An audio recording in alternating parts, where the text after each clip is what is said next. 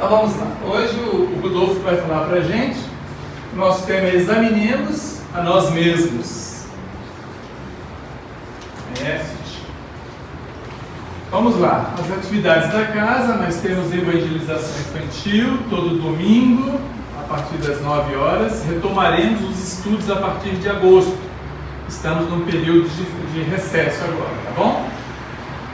Nós temos o Evangelho Leitura e Reflexões toda segunda-feira, às 10 e às 19h30.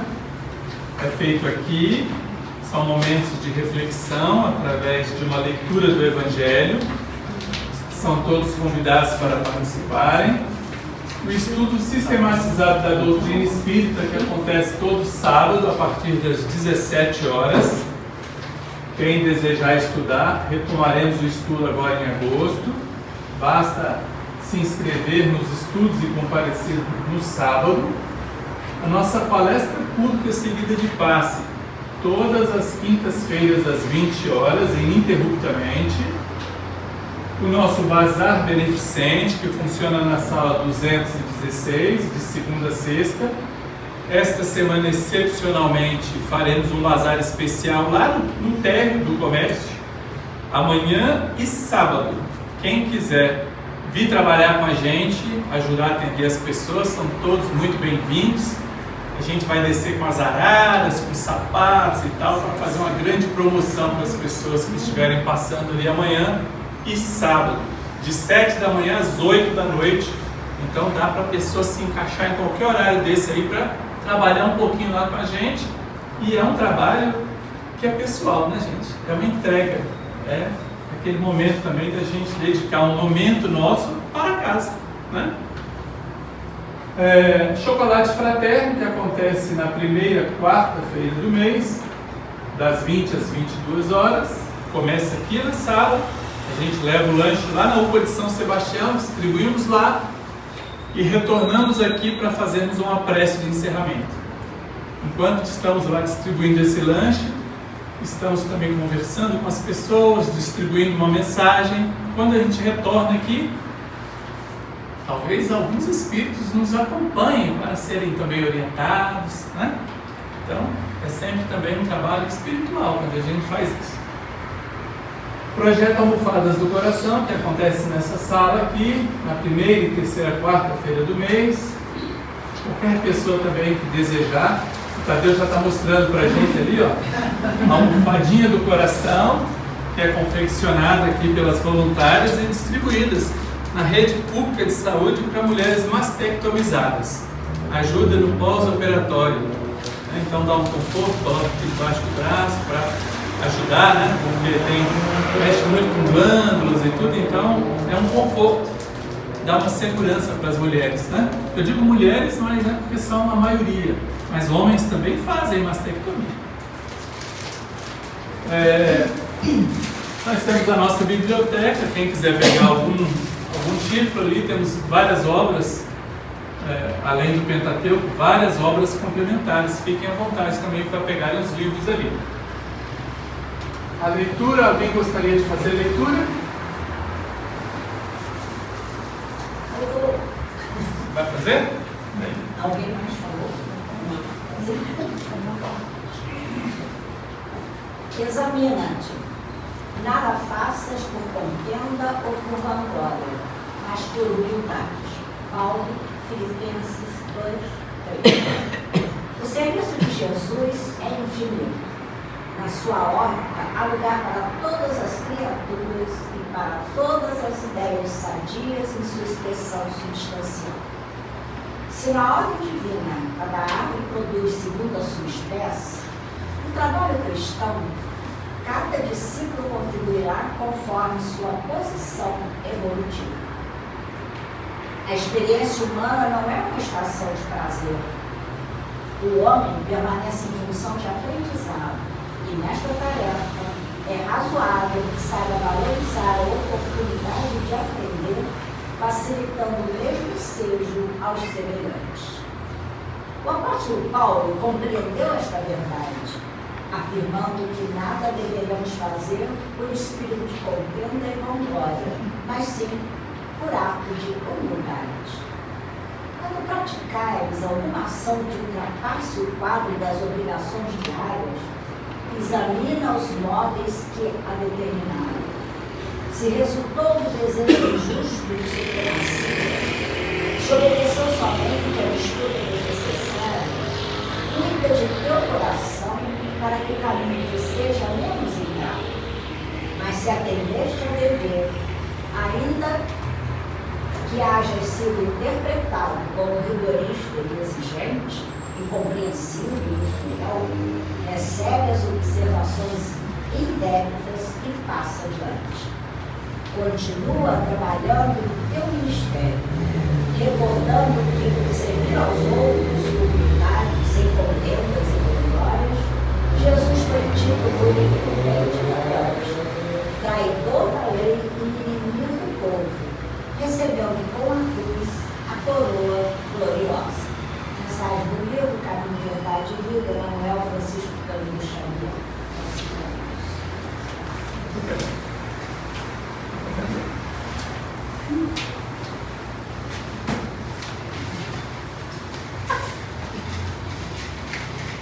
Olá.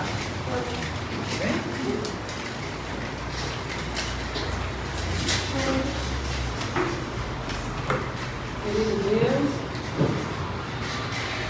muito obrigada por aqui estarmos mais uma vez para ouvir a tua palavra, os teus ensinamentos. Pedimos tuas bênçãos, Senhor, para todos nós, encarnados e desencarnados. Pedimos que abençoe também nossa equipe espiritual. Abençoe os nossos mentores, abençoe os mentores dessa casa.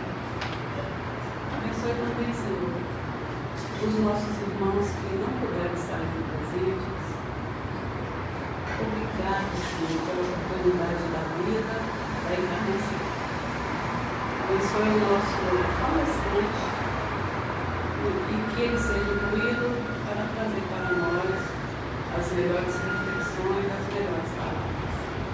Esteja assim conosco, assim seja.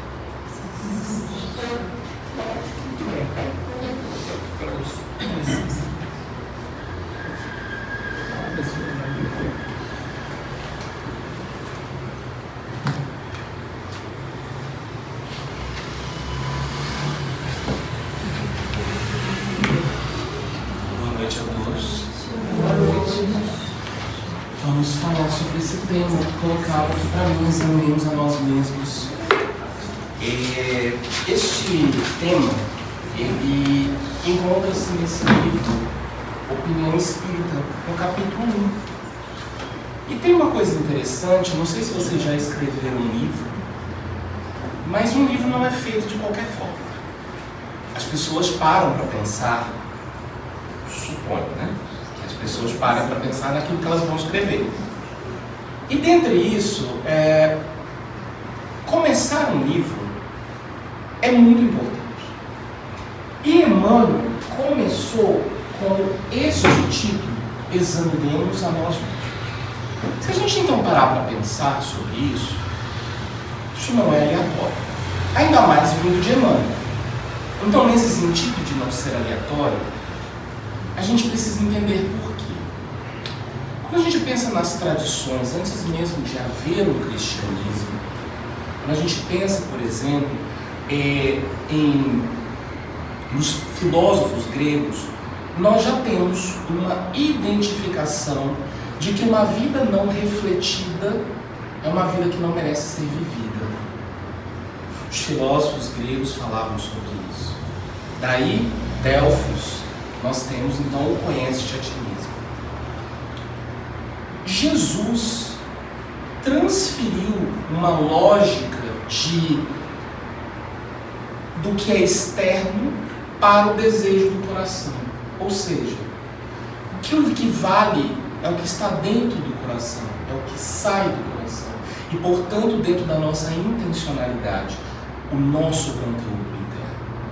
Kardec não poderia fazer diferente, tanto é que, na questão 919, os espíritos retomam a questão de Sócrates, de maneira, então, que o conhece a ti mesmo dentro de uma tradição humana, da nossa tradição evolutiva, é um convite sendo feito há muito tempo. Nessa palestra de hoje, eu pouco trouxe partes escritas. Eu gostaria que vocês olhassem as figuras, porque elas vão dizer muito mais sobre o que eu realmente quero dizer aqui. Porque nós só retemos cerca de 30% daquilo que é dito. Isso se estamos aqui, porque corre o risco de estarmos ainda no trabalho, no que eu tenho que fazer na hora de chegar em casa. Temos uma maioria feminina aqui, então tem uma jornada ainda que acontece em casa, quando se chega em casa, né? Muitas vezes preparar o almoço de amanhã. Então, a depender de como está a nossa mente, a gente não consegue absorver nem 10%. Então, que fiquem as imagens. E vamos pensar que existem palestras que elas são feitas para que a gente se instrua, ganhe conhecimento. Mas existem palestras que nos servem para ajudarmos no processo de conscientização. E eu espero que essa seja do segundo tipo hoje. Eu vou quebrar um protocolo, não avisei a casa, tá certo? Mas eu vou quebrar um protocolo. Acho que vocês não podem me expulsar também, então tá tudo certo, vou fazer isso de qualquer jeito. Mas o que essa figura está nos dizendo? E aí cada um fala de uma vez, ou fale um por vez, tá? Não fiquem acanhados. Que o nosso reflexo é o que temos no interior. E é assim, quando você olha no espelho, você vê esse interior. Eu não consigo ver esse interior, não. Mas é porque eu sou evoluído. Espíritos evoluídos, como o Léo, Cadê a minha amiga? verão isso. Só uma mulher que sabe dizer se é evoluída. Vamos deixar esse detalhe, né, para não criar nenhum constrangimento a mais. A questão é que no fundo, o espelho ele representa o presente, não é? Porque eu olho o que está ali presente. Esse espelho ele está representando o nosso futuro. Porque quando nos olhamos, nós olhamos aquilo que geralmente nos incomoda. Temos uma maioria feminina aqui. Quando vocês se olham no espelho, vocês olham o quanto vocês estão bonitas ou o quanto você queria que não fosse daquele jeito? Seja o nariz, as olheiras, as rugas. Nós olhamos para aquilo que nós gostaríamos, esquecendo quem somos. Então, a nossa conversa de hoje é uma conversa que se baseia no que a doutrina espírita, e a gente não tem que pensar que a doutrina espírita trouxe inovações. A doutrina espírita trouxe algumas inovações. Uma delas é dizer assim, que os diversos mundos se interrelacionam. De que somos espíritos. Porque não é novidade que já havia crença na imortalidade da alma. Já havia. Né? Já se falava de reencarnação. Já se falava em evolução. Já se falava em Jesus. Já se falava em Deus. E já se falava numa tal de mediunidade. Só que não tinha esse nome. O que a doutrina espírita vem dizer? Trouxe que tudo isso faz parte de um grande conglomerado chamado evolução. E nesse aspecto, examinar a nós mesmos é o que falta. Porque somos grandes conhecedores de doutrina espírita. No domingo, eu estava fazendo um seminário e quando a plateia falava, a plateia tinha uma dificuldade de perguntar. Espírita tem dificuldade de perguntar, né? Espírita adora falar do caso que leu. A gente não faz perguntas, né? A gente vai falando exatamente do que leu. E as pessoas reproduziam capítulos, livros, né? No capítulo tal, no livro tal, não sei o quê, uma memória invejável. E aí no final eu disse assim, eu perguntei, para que serviu esse seminário? A gente consegue ter uma relação, era um seminário que falava sobre depressão, ansiedade e obsessão. A gente sabe identificar os nossos processos depressivos, ansiosos, e os nossos processos obsessivos também? E a gente sabe o que fazer sobre isso? Ou a gente continua reproduzindo? Essa palestra não é para que a gente reproduza, é uma palestra para que a gente olhe e faça perguntas. Então essa palestra terá perguntas. E para mim é a melhor palestra para você falar nada. Eu jogo a pergunta para vocês e vocês vão com esse problema para casa. Tudo bem? De nada. Então vamos pensar sobre uma coisa. Os nossos objetivos, né? E aí vamos dar uma olhada. Nós temos sempre caminhos a seguir. Certo? As diversas portas. As portas estreitas, as portas escancaradas. Mas o objetivo de hoje é entender o verdadeiro sentido de exame de consciência. Definir, diferenciar culpa de autoconhecimento. Porque o bichinho para ser culpado é o espírita, né? A gente pegou tudo do católico e conseguiu simplesmente duplicar. Quando não, a gente coloca a culpa no obsessor. A gente também é muito bom em fazer isso. E, gente, eu só falo mal de espírita porque eu sou espírita. Eu não consigo falar mal de outra espécie. Então, aguenta. Foi vocês que me convidaram.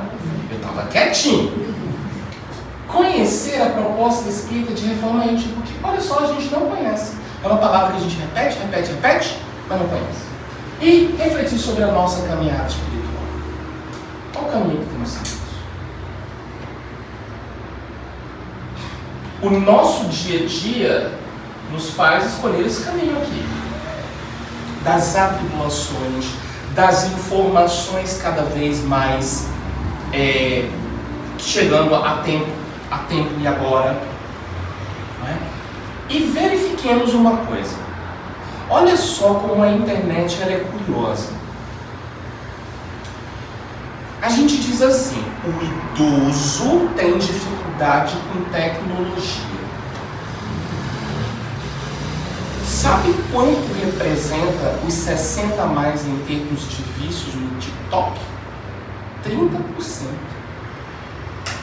Então, os nossos 60 a mais não só estão utilizando a internet e tudo aquilo que tem, como estão também se viciando em TikTok. Tem tanta coisa mais legal para se viciar. O que significa que não é uma questão que jovens, que são adolescentes, somos todos inseridos dentro dessa cultura. De uma cultura que não nos permite um olhar atento para si, mas um olhar cada vez menos compassivo com o que está no externo. Basta ver que se eu fizer uma pergunta aqui, obviamente que eu teria que fazer essa pergunta em separado, levar cada um ali para a sala de paz e perguntar o que vocês acharam da harmonização facial do Vinícius. Todos vão ter uma resposta. Pode ser que algum diga o que ele fez o quê? Você está desatualizado. Fique sabendo. Vini Júnior fez uma harmonização facial com o mesmo da Virgínia. Aí a gente sabe quem é Vini Júnior, quem é Virgínia, a gente sabe isso, aquilo. A gente sabe uma influência que passou isso na Copa, porque a gente viu. E a gente não sabe da gente. Porque o externo, ele é muito mais charmoso. Então, meus amigos, existem duas perguntas que mudam na existência. Acontece que essas duas perguntas, elas exigem da gente maturidade. Porque perguntar o que eu sou é uma pergunta que o tempo todo nós precisamos nos fazer. Quem de fato eu sou? Se eu perguntar quem é você, você vai me responder o quê? Eu quero saber se primeiro se você conversou com a minha psicóloga hoje. Juro!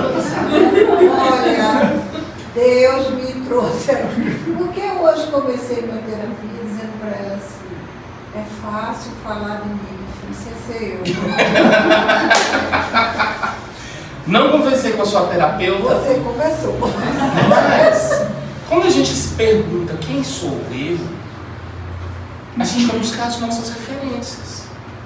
Eu sou o Rodolfo, eu sou psicólogo, eu sou o pai da Amanda,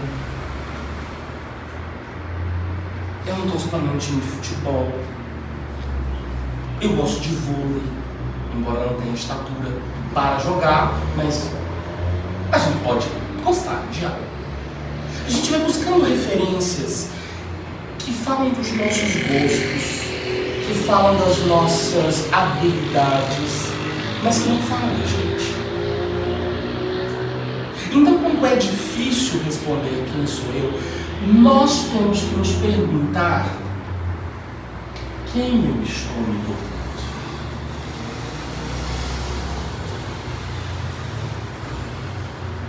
Estamos contentes com a pessoa que estamos nos tornando?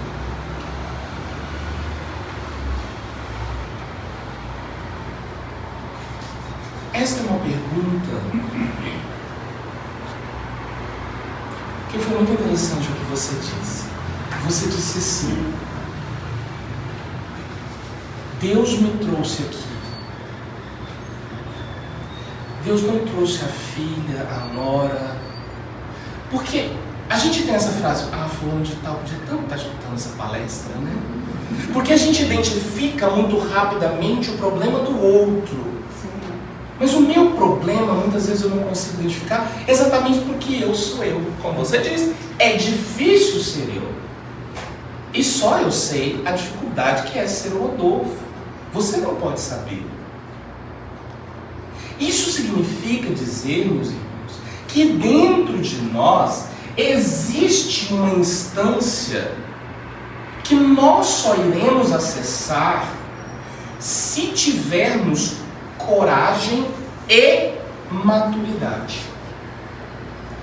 E deixa eu falar para vocês, maturidade não tem a ver com idade. Eu acho que vocês já perceberam isso, né? Porque tem tanto adolescente de 50 anos. O meu público, né, as pessoas que geralmente atendo, são 60 a mais. Porque geralmente eu faço a análise das funções cognitivas. Eu conheço pessoas de 80 anos que estão sofrendo pelo amor que tiveram aos 16. –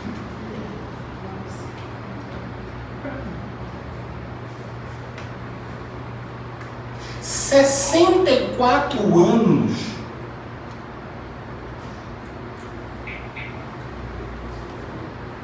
sem movimento.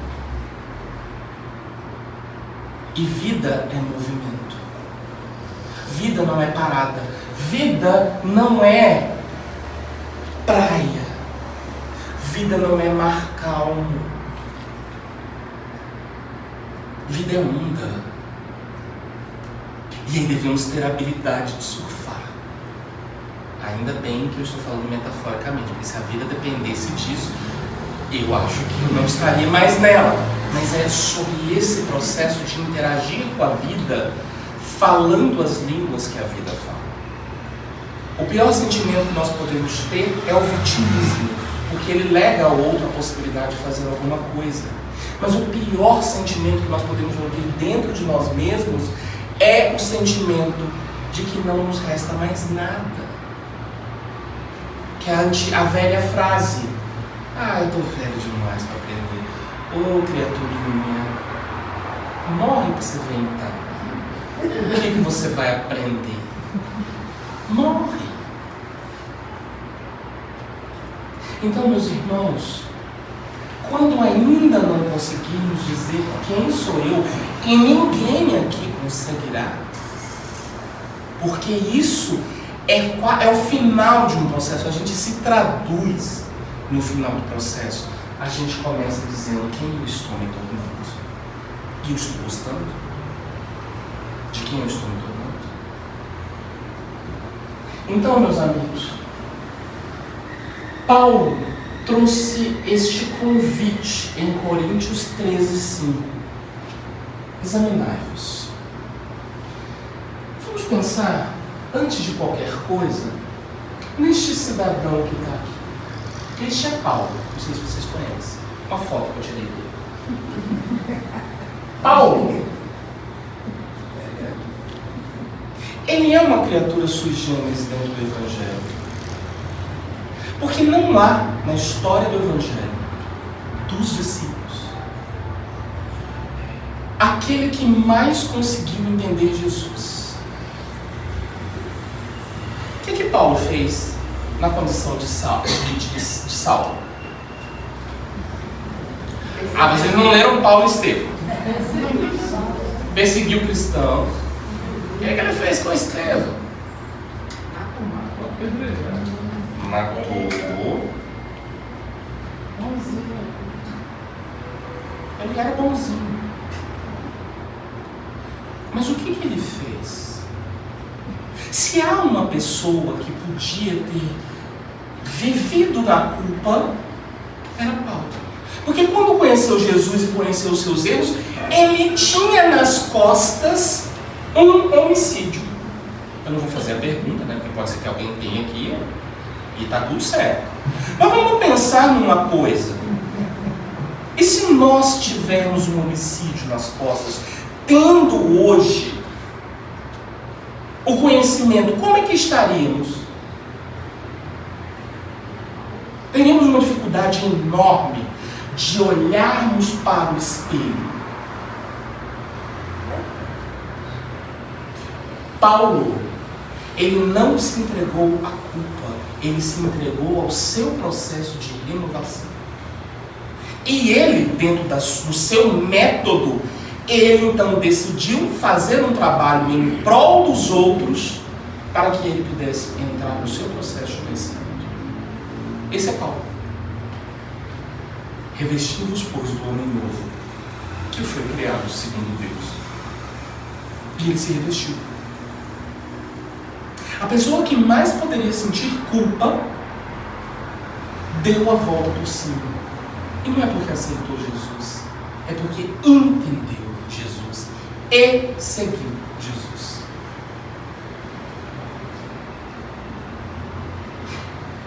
E mais uma vez uma pergunta. Saulo, Saulo, por que me persegues? Uma pergunta simples para a qual não havia resposta. E a não resposta fez esse homem buscar um sentido para a sua vida. Meus amigos, a vida está nas perguntas que nós fazemos. Não para os outros, mas para nós mesmos. Então significa que quando ele fala examinai-vos, ele faz um convite à autenticidade. E aí, eu peguei aqui o pai dos burros, o dicionário, alguns aqui nem sabem o que é dicionário, mas outros sabem.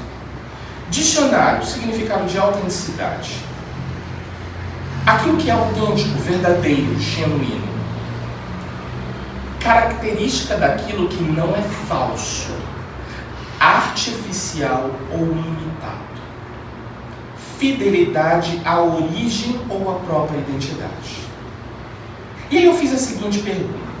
Considerando um processo de espiritualização, qual o sentido da palavra autenticidade? E eis que responde. Sob a perspectiva de espiritualização, a autenticidade vai além do ser quem eu sou. No sentido comum, ela significa tornar-se quem realmente somos em essência. A autenticidade não é um processo voltado para o externo, é um processo voltado para o interno. Da descoberta da nossa essência, que começou lá atrás. Não começou agora. Então é um olhar para o passado, mas não é um olhar para o passado fixado nas culpas que o nosso passado traz.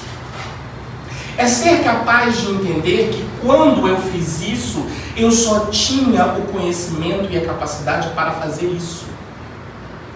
Quando olhamos o passado pela culpa, nós estamos sendo o pior carrasco de nós mesmos, porque nós estamos exigindo algo que não tínhamos. É como exigir, né, isso já foi falado dentro de doutrina espírita, é como exigir de um silvícola, daquele que vive na selva, que ele dê conta de física quântica. Ele pode explicar tudo da floresta, mas de física quântica não. Porque ele ainda não tinha essa capacidade de desenvolver essa competência. Paulo então nos faz um julgamento, nos faz um convite ao não julgamento do outro. Porque o propósito é um discernimento de si. E discernir é capaz de, primeiramente, separar as coisas.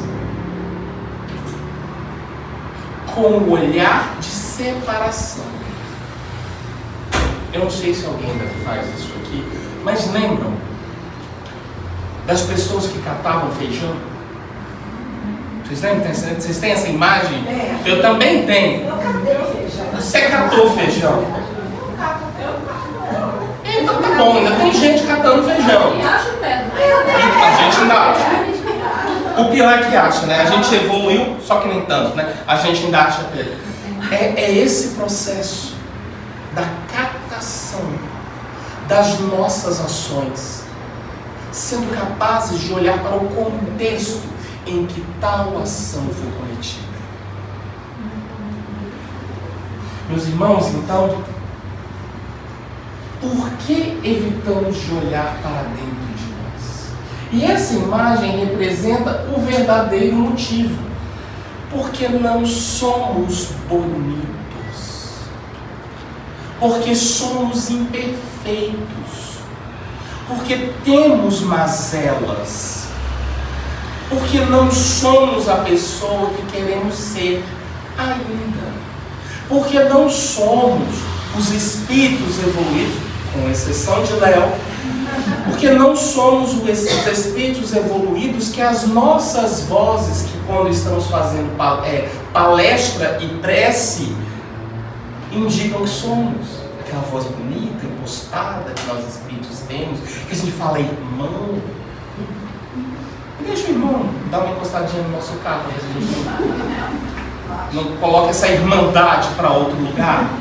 Porque esta ainda é a nossa característica de quem ainda não redescobriu a própria essência. E essa dificuldade se está porque temos orgulho. O orgulho está preso na imagem que projetamos, não na imagem que é. Porque eu não tenho orgulho dos meus defeitos. Mas eu só sei que eu não tenho orgulho dos meus defeitos quando eu consigo ter um diálogo franco comigo e dizer: este é um defeito. Este é um defeito meu. Que Léo já não tem. E aí eu tenho duas possibilidades. Eu passo a invejar Léo e dizer: Léo, você é um mentiroso. Ou eu chego para ele e digo assim: como é que você conseguiu fazer isso? E ele vai me dizer: Rodolfo, comigo funcionou assim.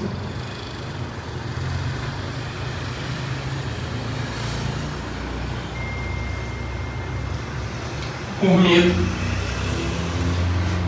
E é o medo que está na parábola dos talentos. Daquele que não frutificou o talento, daquele que enterrou. O medo é enterrar a possibilidade de sermos melhores. Pelo auto-engano, e o auto-engano é porque já que é feio, deixa eu focar em alguma parte, dizer que eu sou a parte ao invés do todo. Ou dos mecanismos de defesa. Mecanismos de defesa são importantes quando a gente é criança. Viver no mundo do faz de conta é legal quando a gente é criança. Mas na vida adulta. E quando é que vocês chegam na vida adulta? Quando o primeiro boleto chega no seu nome. Porque aí vem a responsabilidade da vida. Quem é você? Frente àquilo que me é cobrado. Então, meus irmãos, nós evitamos olhar para dentro por conta desse agrupamento. E depois eu vou explicar melhor o que é o mecanismo de defesa. Emmanuel, neste capítulo, ele diz que o exame de consciência que devemos fazer é um olhar sincero. E olhar sincero não é tão fácil assim, porque eu quero me ver pelo menos pelo melhor ângulo. Só que a gente precisa se ver de frente. Com aquilo que a gente tem já desenvolvido e com aquilo que precisa ser desenvolvido. E algumas coisas urgentemente. E aí, esse olhar sincero é algo fundamental. A responsabilidade pessoal. Tem um meme na internet muito legal agora, que é dizendo assim, eu coloquei uma meta na minha vida de todo dia correr 30 minutos. Amanhã eu terei que correr 43 horas. Porque a pessoa foi protelando.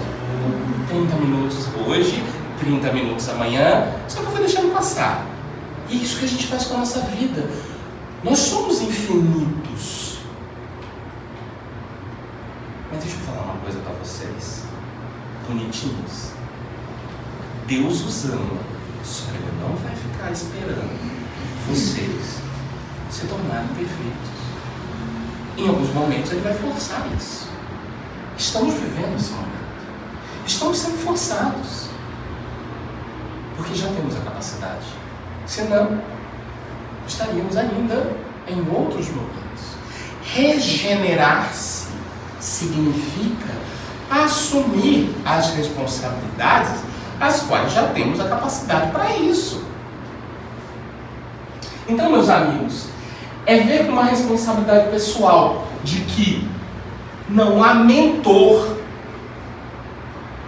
que seja capaz de iluminar o nosso caminho. O nosso caminho é iluminado pela luz que a gente já consegue ter.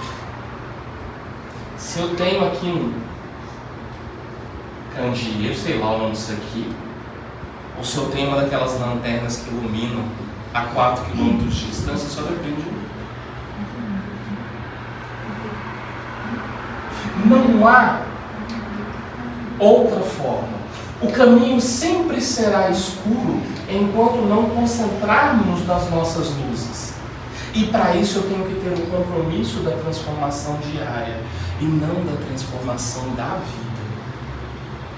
E é isso que a gente faz, quer transformar a vida.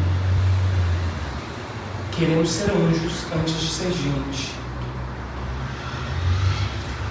E aí, voltando para uma coisa, Joana de Ângeles tem 13 livros da obra da psicologia espírita, não é?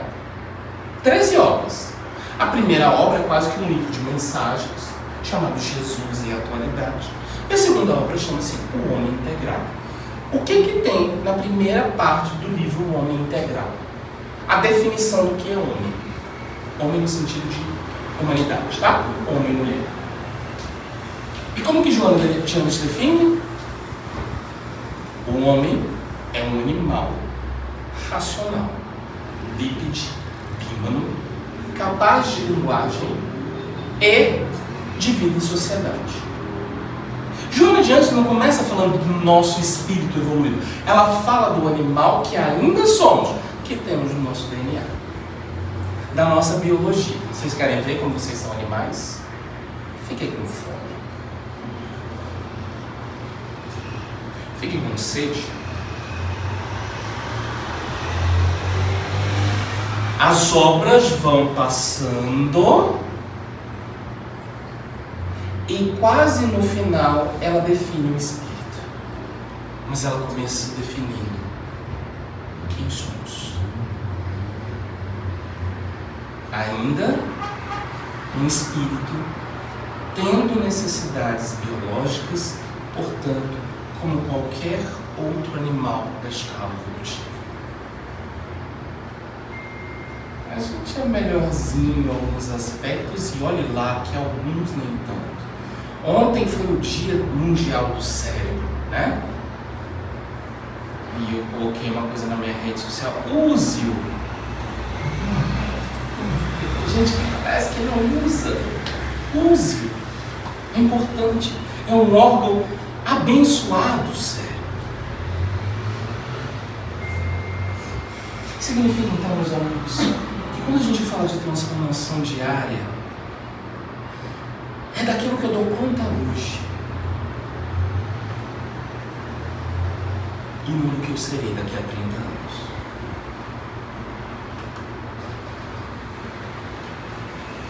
Eu queria ter visto um diálogo desses dois. Porque Kardec, dentro da sua pedagogia como um pedagogo que é, e talvez por isso Kardec tenha sido escolhido por ser pedagogo, que se fosse um psicólogo, caramba, o Livro dos Espíritos teria 7.000 questões sobre um tema só.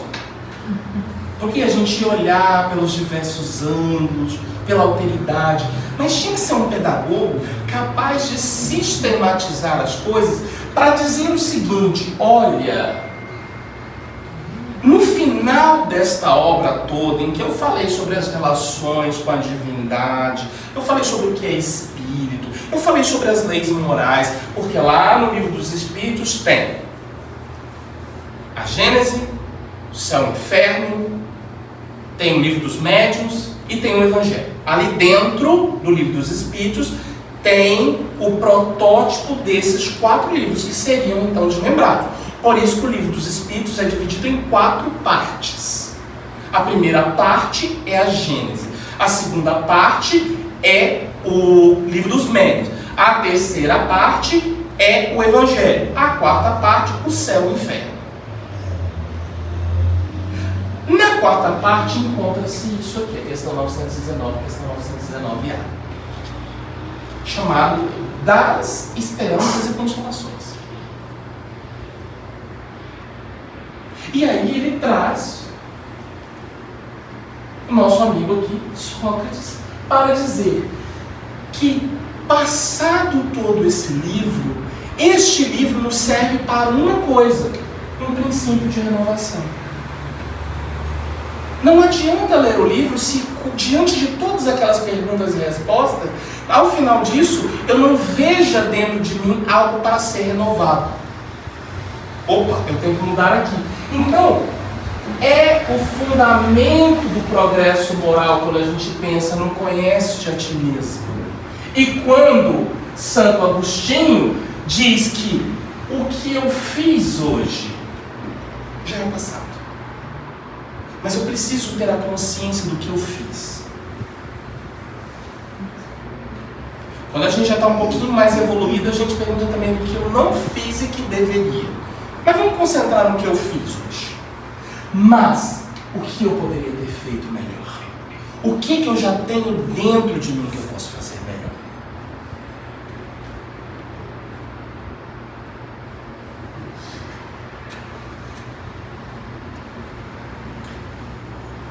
Eu já tenho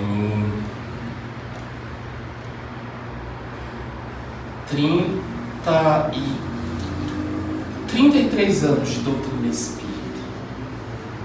A minha primeira palestra foi sofrida, quase um parto. Eu melhorei um pouquinho. Hoje eu posso fazer uma palestra melhor a cada palestra que eu sou convidado a fazer. Porque os recursos básicos de fazer uma palestra eu já tenho, já é mais natural. Agora, a forma como isso vai ser tratado vai mudando a cada local. Há palestras que são boas, há palestras que nem tanto. Mas o que, na verdade, a gente já consegue dizer o que eu fiz hoje e o que eu poderia ter feito melhor? Perguntas. São perguntas importantes. Então, dentro desse sentido, o Evangelho nos traz uma importante consideração para que a gente consiga se examinar. Este homem está focado no cisco, sem perceber a trave. Não há homem de bem e caracteres da perfeição sem que a gente faça uma análise sobre as nossas traves. Vou repetir. Não há homem de bem e caráteres da perfeição que os espíritas têm decorados, sem que a gente saiba qual é a nossa trave. Enquanto a gente não faz isso, a gente está focado no cisco, na sujeira mínima do outro.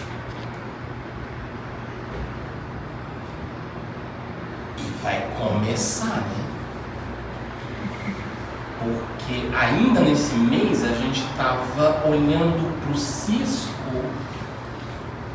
do Neymar, do argentino, do fulano, do Haaland. Daqui a pouco, agora em agosto, a gente vai olhar o cisco da direita, o cisco da esquerda, a gente vai olhar para diversos ciscos. E eu não estou minimizando as características políticas do nosso país, não é isso. É porque não tem como mudar o externo sem mudar o interno. Se eu quero políticos melhores, eu tenho que avaliar sobre as minhas corrupções.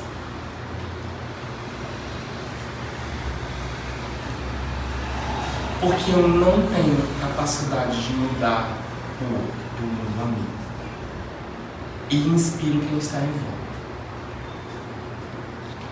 É o cisco. Quando olharmos para o outro, pensemos, é o cisco. Aonde está a trava em mim?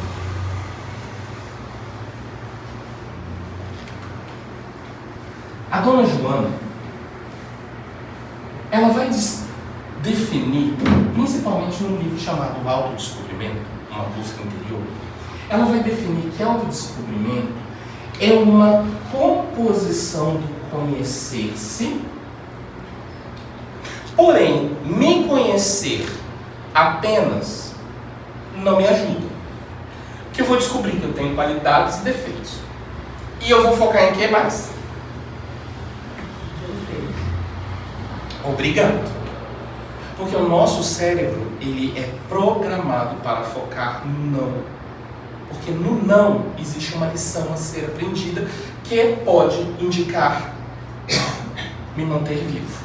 Porque o cérebro está aqui para nos proteger. O sim significa que está tudo certo. Você pode chegar ao final da palestra e dizer assim, Rodolfo, gostei da sua palestra. Ok, que bom, obrigado.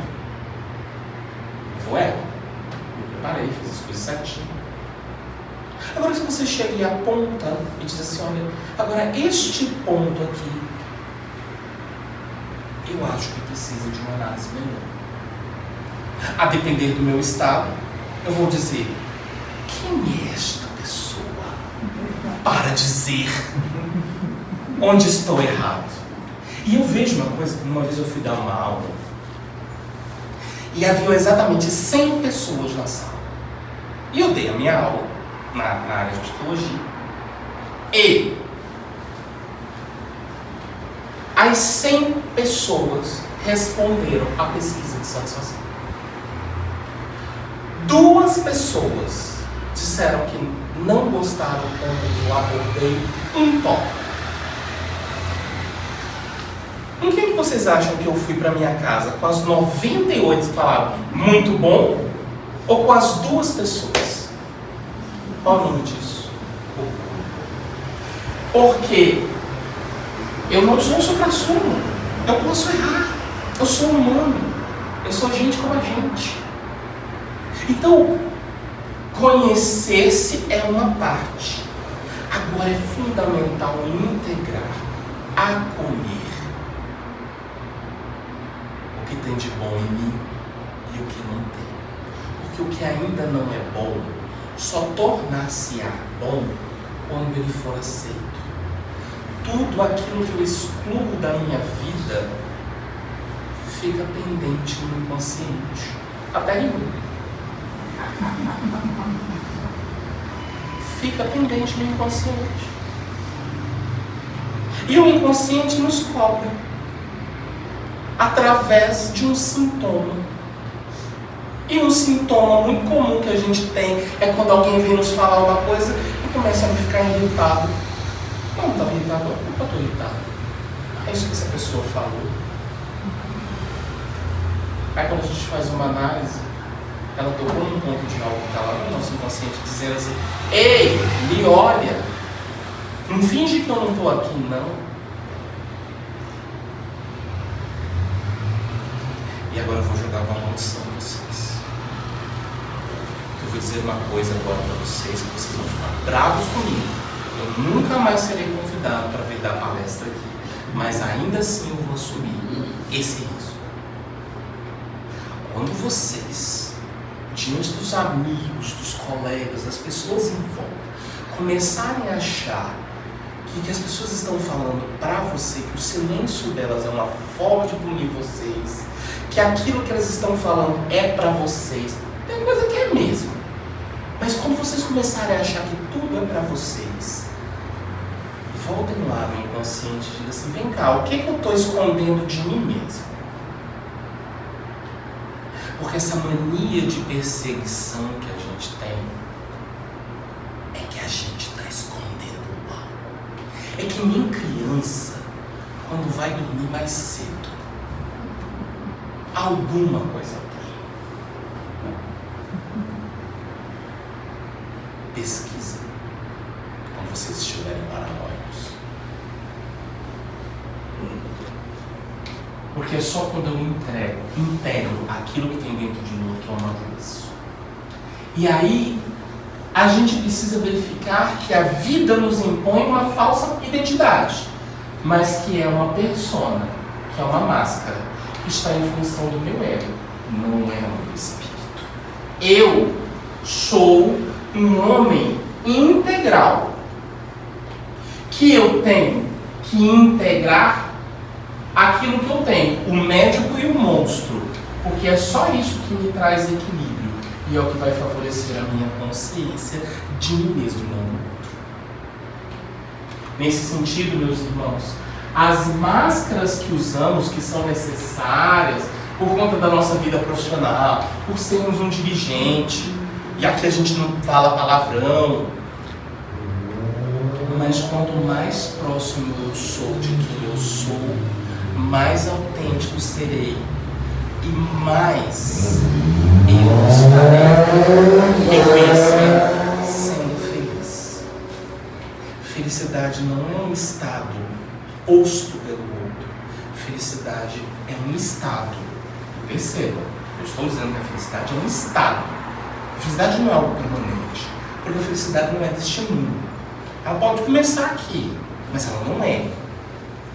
Mas ela é um estado quando a gente consegue olhar e dizer assim, ei, isso já não me afeta mais. Sabe quando alguém coloca um apelido que você não gosta, e que chega um determinado momento e você fala assim, ok, não me incomoda.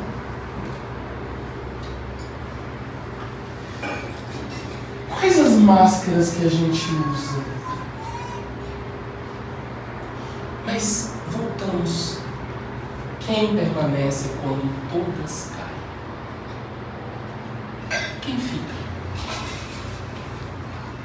É só quando caem as máscaras que a gente consegue olhar para um protótipo de quem somos. Aí, meus amigos, a gente coloca os mecanismos de defesa. A gente vai racionalizar. Mas tem uma infância que eu tive, como é que eu vou ser amoroso? Ninguém me deu amor. E a gente fica bom nesse treco de racionalização. A gente fica bom nas justificativas da vida. Sobretudo se nós tivemos uma infância difícil. Agora a gente falar que infância não é fácil nem para quem nasce em berço de ouro. Porque é sempre um retornar do espírito. Aquela criança já vem com uma bagagem, mesmo que muito amada. Todos voltamos com uma bagagem. Todos voltamos para renovarmos e com coisas, pendências. Tirando o Léo, nenhum voltou aqui como missionário.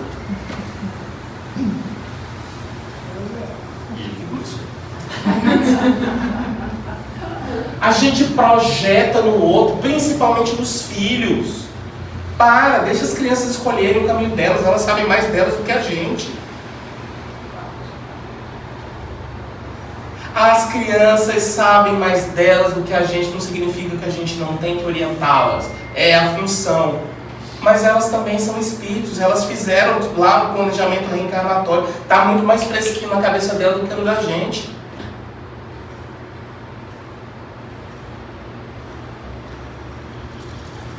Aí a gente nega, não, mas eu não sou assim.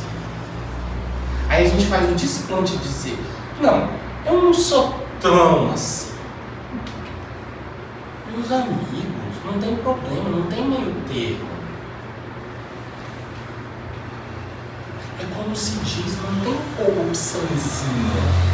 Tem corrupção. E é só quando eu olho para aquilo que eu me deixo corromper que eu consigo desenvolver características para não me corromper mais.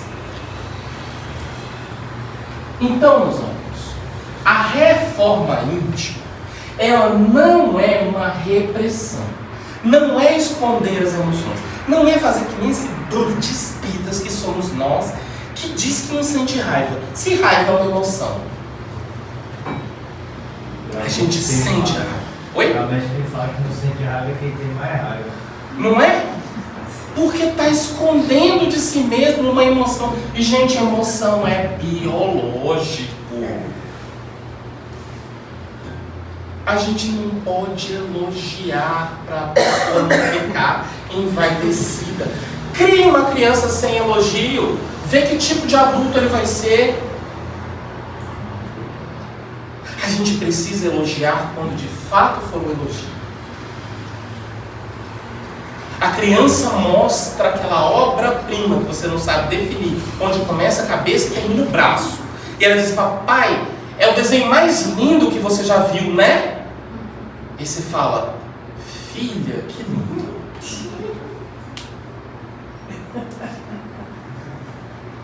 Mentira. Porque ela perguntou se é o mais lindo. O mais lindo não é. Picasso fez coisas melhores. Mas eu acredito naquele potencial.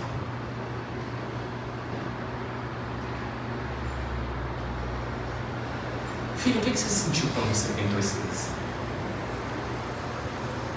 Joga a pergunta. Como ela tentou fazer comigo, sabe? Vocês perceberam? Quando eu joguei uma pergunta para ela, ela jogou outra para mim? Ela achou que ela me enganou, mas não. É isso. Joga a pergunta. Joga. A questão, meus irmãos, é que não há a reforma íntima. Aprendam, espíritas que falam de reforma íntima. Reforma íntima não é algo que ocorre quando a gente já está pronto. Reforma íntima começa quando a gente admite que não está pronto. Vocês entenderam? Reforma íntima não é aquilo quando nós estamos prontos. A reforma íntima começa quando nós chegamos à conclusão de que não estamos prontos. Aí começa a reforma íntima. Então, ao invés de cortar a árvore, a reforma íntima é alguém que cuida da raiz. E a gente é bom para cortar as nossas árvores. Eu sou uma pessoa invejosa. Vou cortar a inveja da minha vida. Vai, trouxa, corta. Você vai ver o que vai acontecer. Ela volta duplicada, claro. Isso não seria domar suas más tendências? Domar é você está com muita raiva. Você segura para não expressar a raiva, mas você vai acabar te fazendo mal, não vai? Isso não é domar as más tendências? Ou não? Domar as más tendências. Às vezes a gente precisa. Olha, meu caro, se eu fosse fazer o que passa na minha mente, o meu réu primário já não seria primário. O problema não está em domar, que Joana fala domar. Mas olha só, ela fala domar os instintos e sublimar as emoções.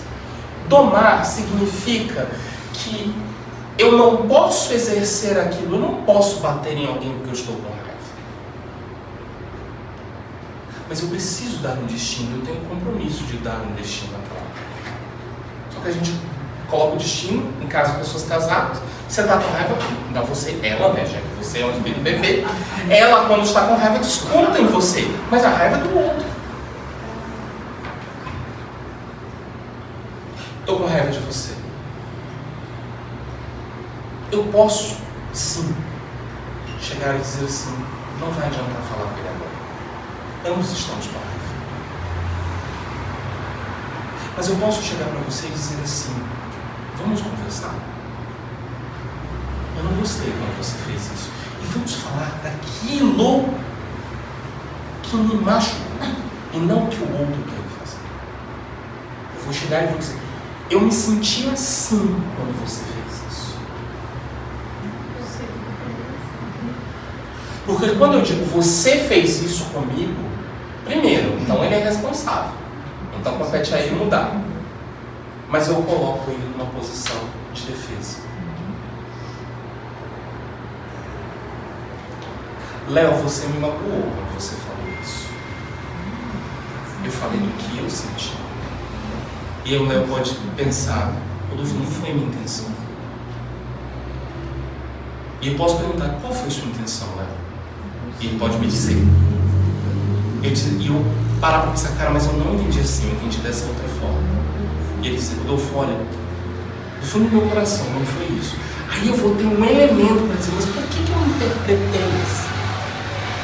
Foi o gestual, foi a maneira, o tom de voz. Domar não significa colocar do jeito que eu quero, mas dar um destino que naquele momento não pode ser dado. É óbvio que se a gente deixasse a raiva nos dominar, adeus o mundo. Mas ela está aí para nos dizer alguma coisa. Então, meus irmãos, já passei do tempo. O autoconhecimento ele precisa ser sem culpa. Ele precisa levar reconhecimento, aceitação e transformação. Autoconhecimento sem transformação é porque eu não aceitei quem eu sou. Como realizar um exame de consciência? Em silêncio, em autoanálise, em oração e com o Evangelho, olhando para mim, não para o outro. As perguntas para todos os dias. Eu amei hoje. Nossa, se você já ama, aí já é fácil. Eu amei hoje.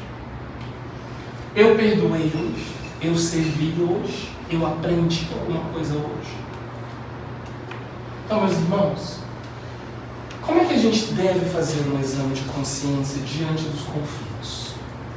Primeiro, todo conflito que eu tenho com alguém, ele revela muito mais sobre mim do que sobre o outro. Então eu vou avaliar por que eu agi dessa forma, por que eu senti dessa forma, por que eu agi dessa forma. O exame de consciência diante do sofrimento. A gente parte do conceito de que a dor revela aquilo que ainda necessita de cura. Então toda dor que a gente sente é algo que precisa ser curado. E deixa eu falar um negocinho para vocês. No que tange a alma, cada um é médico da sua própria. Então eu não consigo curar a sua alma. E nem você é. Então, se vocês estão casados ou casando com pessoas que vocês acham que eles vão dar uma curadinha, lamento. Também não é para deixar de casar, tá? Senão a espécie acaba. Mas A espécie está acabando de qualquer maneira. a gente não cura a alma do outro. A gente só tem o conhecimento médico da nossa própria alma, das outras não. Só Jesus, que é capaz de curar as almas. O exame diante da mediunidade. Antes de avaliar o fenômeno, veja o caráter do que é passado. Mas veja o que aquilo traz para o meu crescimento. E o exame de consciência diante da família? A família é o nosso maior espelho. Vamos começar a olhar um pouco mais para nós dentro dessa família. Não no propósito que nós temos da família, mas no quanto eu contribuo para o desequilíbrio da família. O que me faz desequilibrar a família? E não no sentido de me culpar, mas no sentido de fazer mudanças. Então, meus amigos, vamos observar este homem chamado Jesus, que é o modelo perfeito do homem integral, que quando teve que ter raiva, teve raiva. E quando teve que amar, amou. Quando teve que perdoar, perdoou. Quando entendeu que era necessário estar diante daquela mulher e dizer uma frase de impacto, disse. Quando foi convidado a curar, curou. Quando foi convidado a curar e percebeu que ali não havia preparo, não curou. O nome disso sabe qual é? Autenticidade. Era alguém que sabia o que estava fazendo na vida. Então, meus amigos, a conclusão é de que conhecer-se é a única forma que nós temos de nos aproximar de Deus. Porque se a gente não se conhece, a gente recita. E aí a gente é capaz de dizer que o meu Deus é melhor do que o seu Deus. É capaz de eu dizer que a forma como você acredita em Deus está errada. O conhecimento de si é o caminho que nos leva a Deus. Não é à toa que Lucas disse isso. Essa é a bibliografia que eu usei para a palestra de hoje. Eu agradeço a paciência, peço desculpas pelo atraso. Prometo me regenerar da próxima vez, né? Caso haja uma próxima, né? Porque afinal de contas eu falei muitas coisas que não deveria ter falado hoje, mas estou aqui e muito obrigado pela paciência de todos. Eu posso atrasar um pouquinho mais? Aí é comigo. Só para pedir uma análise. Que há algum tempo já um amigo um pouco mais idoso que eu, ele até desencarnou no mês passado, ele falava para nós fizéssemos o seguinte exercício, principalmente de manhã: acordar, olhar no espelho e dar um sorriso para nós mesmos. Isso é manifestação de quê? Isso serve para alguma coisa? Como é que nós interpretamos isso? Porque eu passei a fazer isso. Quando eu lembro, eu dou um sorriso para mim. Entendeu? O que isso quer dizer? Como eu posso interpretar isso? Não é bobagem fazer isso. De forma Então tá. Sermos capazes, numa época em que a gente precisa tanto da aprovação do outro, sermos capazes de dar um sorriso para nós mesmos, é revelar para a gente que a gente tem algo além de tristeza, que a gente tem algo além de vaidade, que a gente tem algo além daquelas coisas que a gente já sabe que a gente tem e que se perguntar assim, tirando o Léo mais uma vez, quais são os seus defeitos? A gente fala assim, quantas resmas de papel você vai me dar? Aí você fala assim, e as suas qualidades? Não, me dá uma folhinha pequena, me dá um post-it, porque são poucas. Que seja para isso. Sermos capazes de sorrir para a gente mesmo e rir também das nossas próprias dificuldades é um sinal de amadurecimento. Porque a vida está tão muitas vezes chata, insossa, tão triste, que rir, como dizia o Paulo Vieira, né? O que faleceu, como é o nome dele? Paulo Gustavo. E é um ato de resistência. De resistência do mundo, né? Nesse sentido. É mesmo. Então, faça isso. Obrigada. De nada. Despluga.